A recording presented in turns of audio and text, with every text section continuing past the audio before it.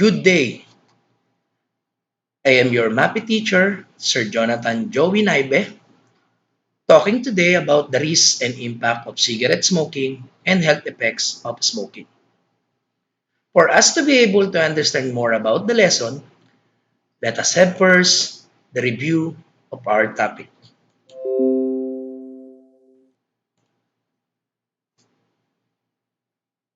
For the review, I want you to unscramble the letters to identify the dangers of cigarette smoking to our body. Hint was provided to help you guess the correct answer.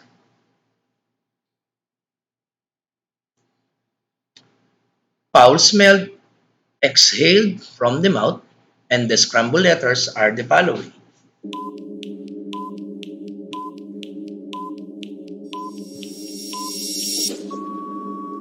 If your answer is bad breath, you are correct. Next,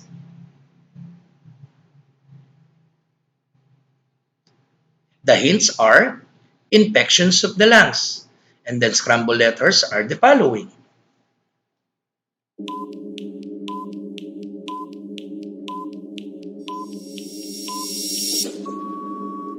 If your answers are pneumonia, you are correct. Next, the hints are a group of diseases which makes body cells grow uncontrollably. And then scrambled letters are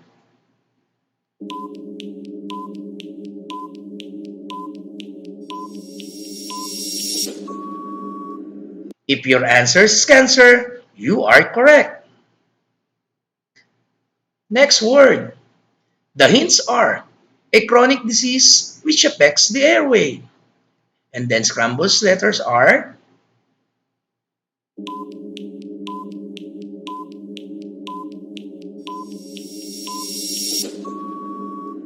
if your answer is asthma, you are correct. Next word. The hints are too much exertions of blood against arteries causing damage. And then scrambled letters.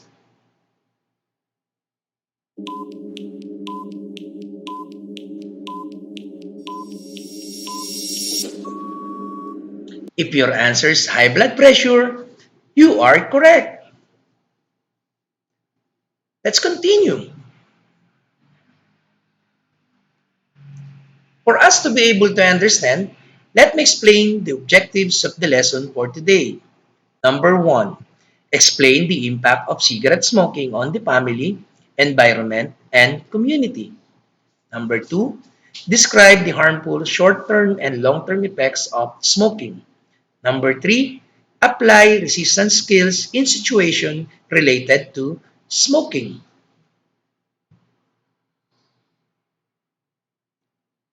The topic, the risks and impact of cigarette smoking and health effects of smoking. For you, my students, to learn more about, I want you to watch first this video.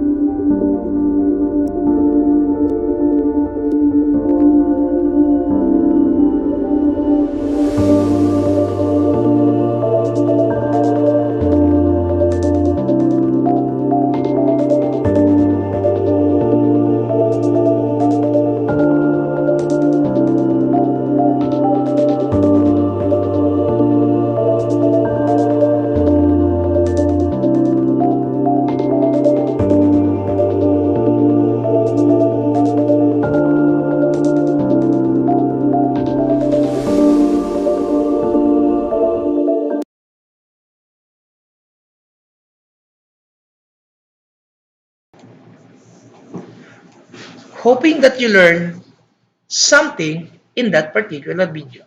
Let us continue. Tobacco has a negative effect on almost every organ of the body.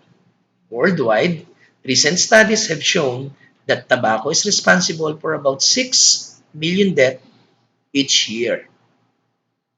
Smoking is said to stimulate pleasing and enjoyable emotions, and smokers claim that it helps boost their mood, alleviates minor depression, and small fits of anger, improves concentration, and short-term memory. Again, pleasing and enjoyable emotion, and can also provide a modest sense of well-being. This is because cigarette contain the addictive substance nicotine that stimulates dopamine in the brain, which is responsible for the pleasurable sensation. Another harmful result of smoking is the secondhand smoke. It is what given up by the end of the burning cigarettes and by the smoker's exhalation. In this particular picture, the short-term effects of smoking include more frequent respiratory illness such as coughs and cold, bronchitis, and pneumonia. And among children and adolescents exposed to secondhand smoke, rates of asthma, ear infections, and lower respiratory infections are higher, while the long-term effects of smoking are extensive. There are numerous diseases linked to smoking: cancer to mouth, lungs, stomach, kidney, and bladder, cancer to cervix and pancreas. Smoking also causes chronic obstructive pulmonary disease or COPD. Examples are emphysema, chronic bronchitis, which is severe lung damage. Smoking reduces blood circulation and narrows blood vessels, depriving the body of oxygen and increasing the risk for heart diseases. Non-smokers who are exposed to secondhand smokes are 25% more likely to develop heart diseases. Smoking also troubles the risk for stroke and increases the risk for developing cataracts. Smoking poses additional health risks for women. It increases the risk for rheumatoid arthritis (RA) and leads to loss of bone density or osteoporosis, increasing the chances of hip and spine fracture in postmenopausal women. Women of childbearing age who smoke face higher rates of infertility and greater risks for complication during pregnancy. Smoking during pregnancy also increases the unborn baby's health. Examples: premature birth, respiratory illnesses, and low birth weight. Children and teens are especially vulnerable to the hazards of smoking, and that is you. Because your bodies are not fully mature, smoking interferes with normal lung development in those who begin smoking as children or adolescents. They are also more likely to engage in other dangerous behaviors, such as using alcohols and other drugs. Here are the illustrations of some of the long-term and short-term effects of smoking. The illustration shows that depicts pictures of a smoker. We do have the psoriasis, the cataracts, the wrinkling, hearing loss, cancer, and more. When you look at the pictures of a lung of a non-smoker compared to smoker, the lung of the non-smoker is a fresh, pinkish, while the smoker is in black. Oh my.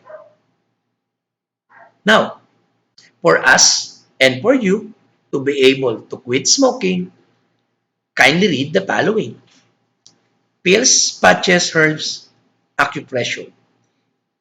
You can also engage activities that you like.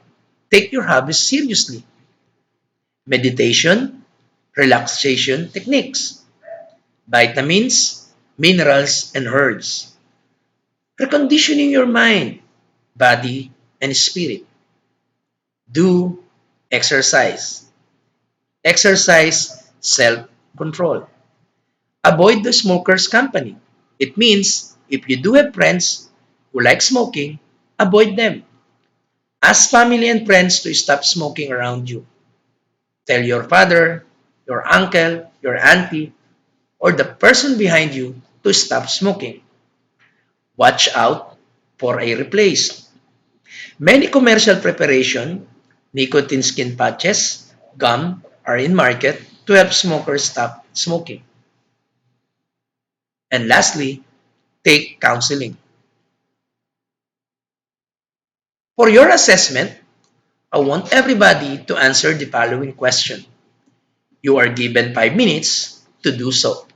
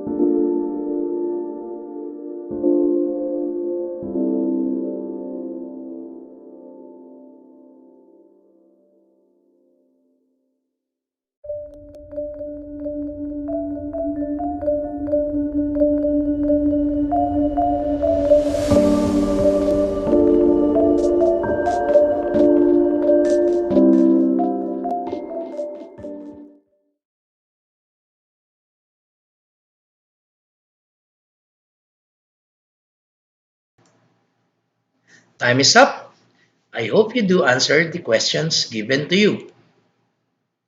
For the checking of that particular activity, again, number one question, what does smoking stimulates in our body? If your answers are pleasing and enjoyable emotions, your answer is correct. For number two question, the questions are, what do you call to the addictive substance found in cigarette? And how does it affect our body? If your answers are nicotine, you are correct. Nicotine gives us pleasurable sensations in our body, and this is the addictive substance found in cigarettes. Number three, enumerate short-term and long-term effects of smoking. The possible answers are short-term, coughs and colds, bronchitis, and pneumonia. And the long-term effects are cancer of the different organs in the body. That is the possible answer. 4.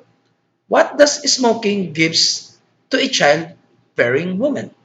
If your answers are possible, premature birth. And last question is, what are the effects of cigarette for a young people like you? The possible answers are interfere with normal development.